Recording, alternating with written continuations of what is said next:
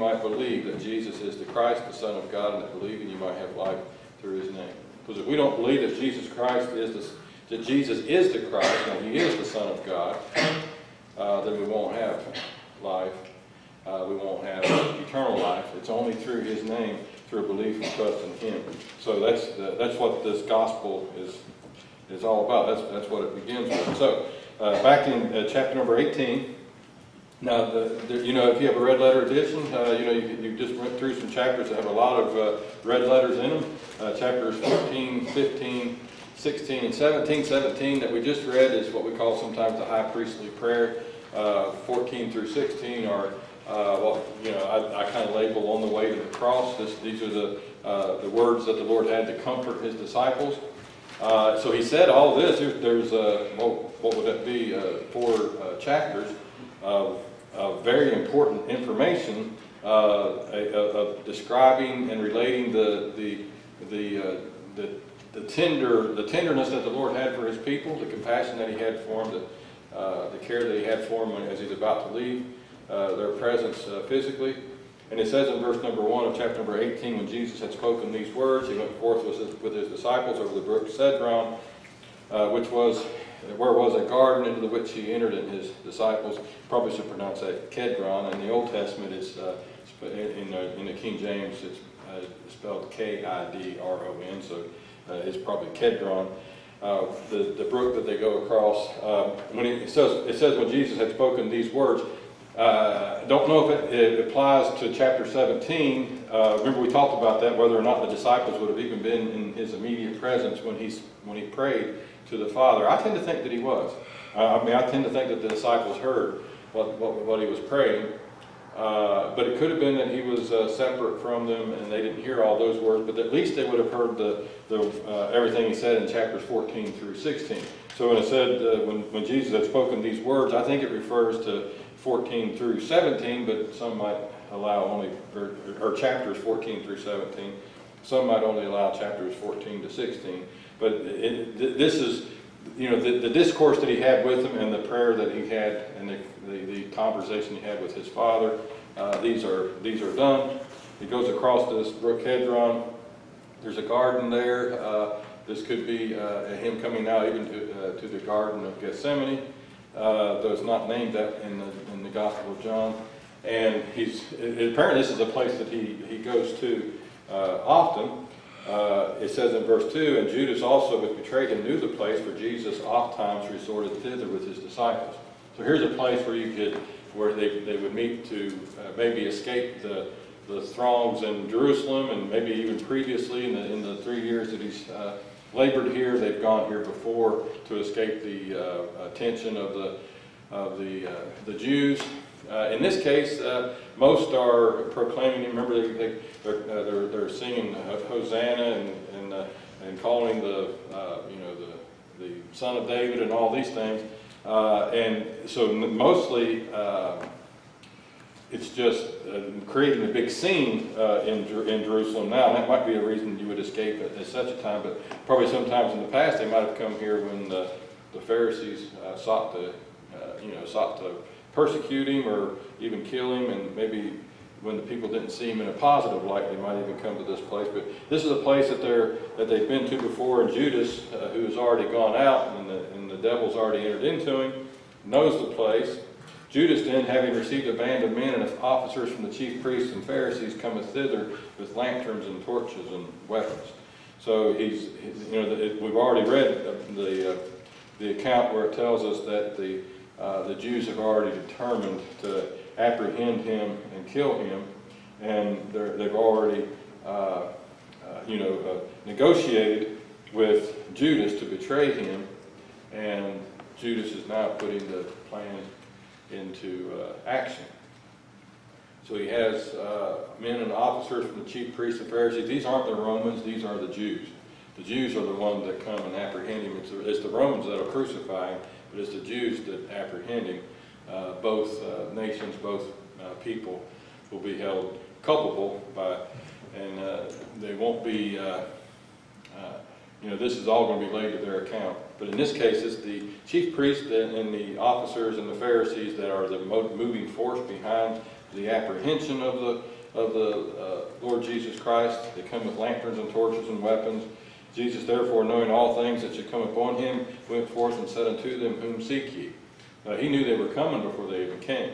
He knew what Judas was doing when he went out, and he knew what these men were doing when they they started gathering the group together to come capture him. He already knew. There was no surprise here. And he even came to this place, full well knowing that Judas knew it as well, and knew what Judas's intentions were. So this question is spoken for their benefit, not his. He knows. He says, Whom seek ye? This is, and I've talked about this before, that very often the Lord uses and questions as a means of teaching or as a means of bringing out the intentions of others. Whom seek ye? They answered him, Jesus of Nazareth. Jesus says unto them, I am he. And Judas also, which betrayed him, stood with them.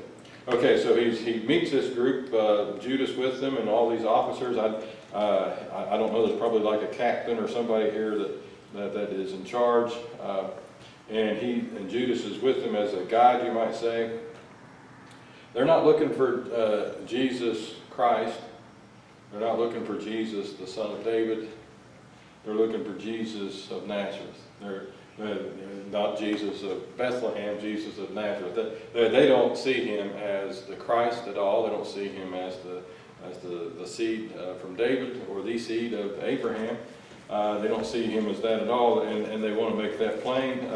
They're looking for a man that causes a lot of problems, who has done many miracles and has defied the Pharisees and the chief priests and the elders, at least to the extent that he brings, how's the best way to put it, in the sight of the people, he has exposed them as imposters, as blind leading the blind. So this is who they're coming after, Jesus of Nazareth. Jesus says unto them, I am he. If in your Bible the word he is in italics, I tend to think he just said, I am.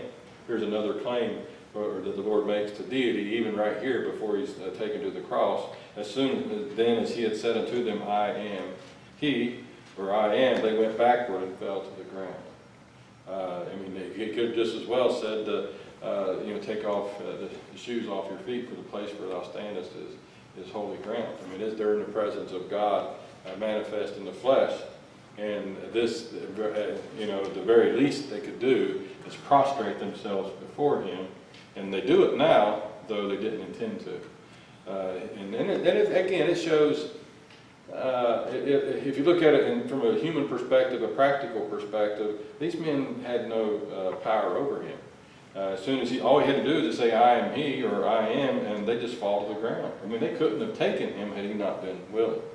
They only took him because he permitted it. It doesn't remove their guilt. They're still going to be held accountable for what they did. Even knowing that he could have prevented it, they're still accountable because they engaged in this activity, and they're here to do it, and they're going to do it. That's their mind, and that's what they want to do, and he will permit them to do what they want to do in their wicked minds in this case.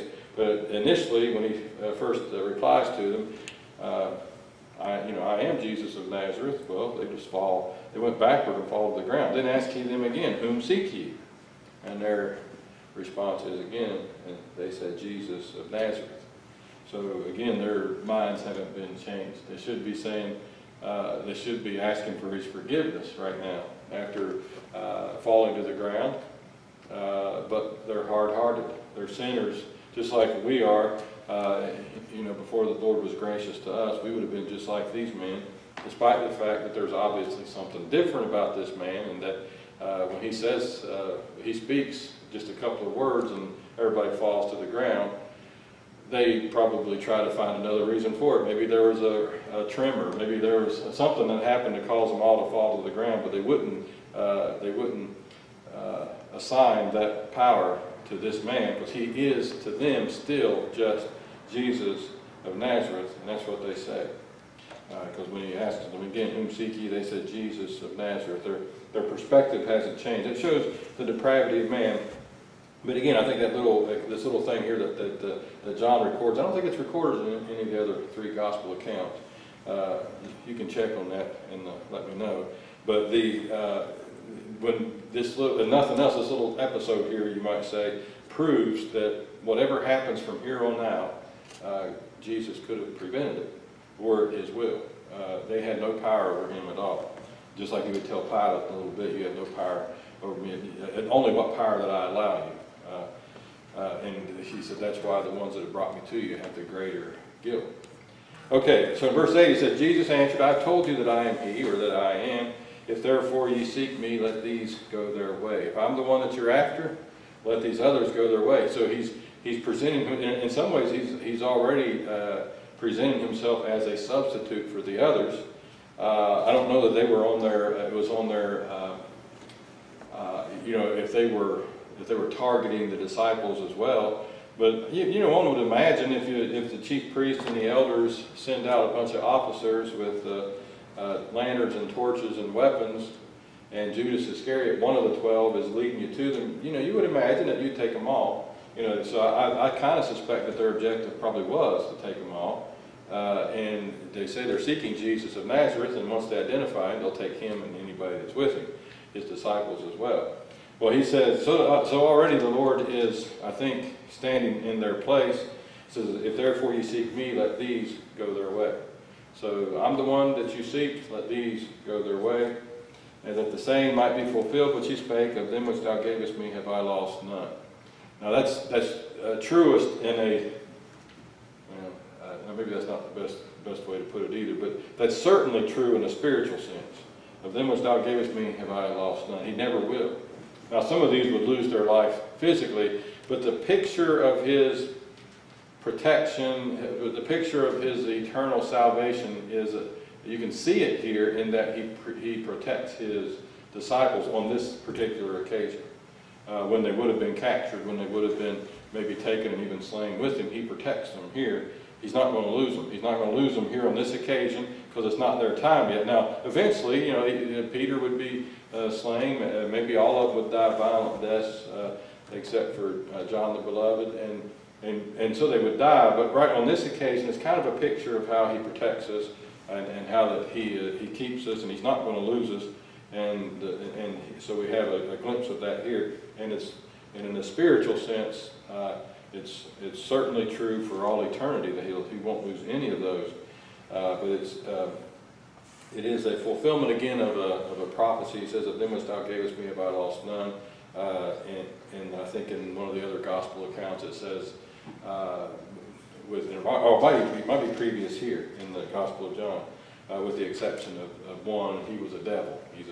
And that's Judas Iscariot. He never was one that was given to the Lord in salvation.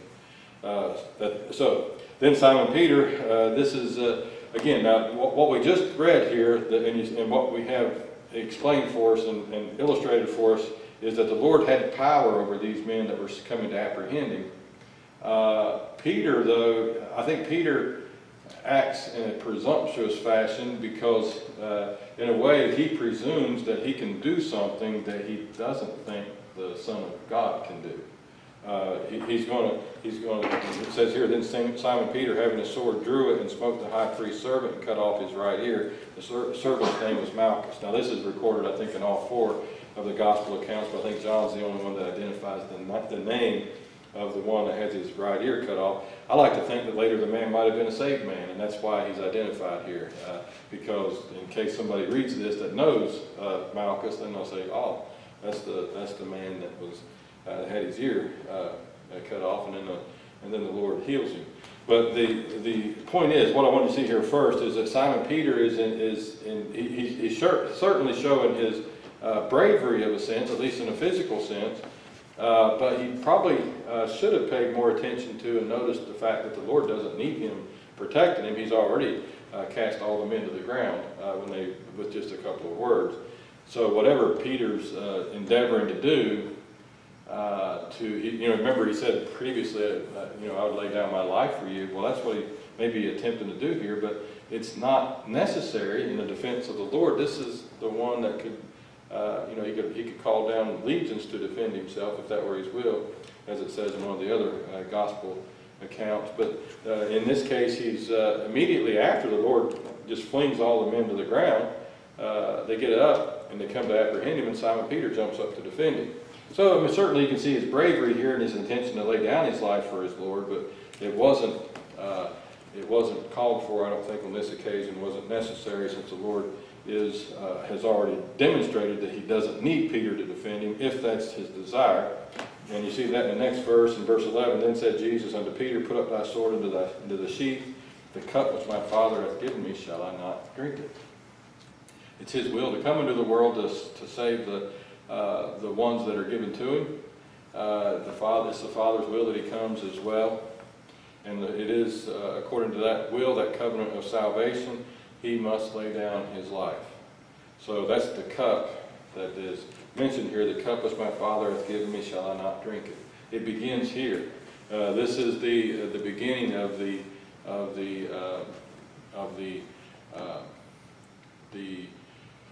torture, I guess you could say, the crucifixion, the suffering, the bleeding, the dying, all that. This is the beginning of it here. And at some point he has to subject himself to the intentions and the will and the evil intentions of wicked men. And that's what he does here. And so that's why he permits things to continue as they are and tells Peter to put up his sword. And he's going to drink this cup that's given to him. Then the band and the captain and officers of the Jews took Jesus and bound him. Okay, so the very men, again, that he could have flung back with just a word or two, he allows them to take him and bind him.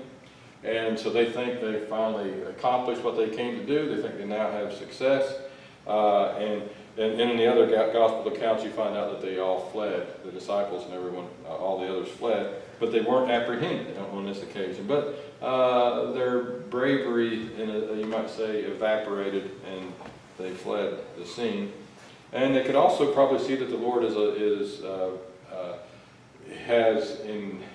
he's going to allow these things to continue. He's going to allow them to capture him. He's going to allow them to take him away. And if he's going to permit it, then they probably think there's nothing else they can do here in defense of him. And he doesn't desire them to defend him, so they all flee. So they abandoned the captains and officers of the Jews, took Jesus and bound him and led him away to Annas first, for he was father-in-law to Caiaphas, which was the high priest that same year. Again, I think John's the only one that explains this. He actually goes to two different places to be interrogated by the Jews. To Annas, who isn't the high priest, but is father-in-law to the high priest. And when it says that Caiaphas was the high priest that same year, a lot of Bible scholars say that they were... maybe they went in courses, and it might have been his year to be high priest, but maybe Annas would have been high priest before, or perhaps he would be high priest next. But in some ways, it seems like that they might even give him preference over Caiaphas, since they take him to the Lord to Annas first. He's certainly senior in age, but maybe perhaps even in position from time to time, though not in this particular year. So it is Caiaphas as the high priest. Now, it's kind of difficult when you read it and led him away to Annas first, for he was father-in-law to Caiaphas, which was the high priest that same year. So when you read that, you might be thinking that Annas is the high priest, but Caiaphas is the high priest, because it says in verse 14, Now Caiaphas was he which gave counsel to the Jews that it was expedient that one man should die for the people. And we're told when that's recorded, we're told that he said this because he was high priest that year. And John even expanded on a little bit that he would not only give his life for that people, but for his people wherever they were in the world. Caiaphas spake some prophecy that even spoke of Jesus Christ laying down his life for his people all over the world.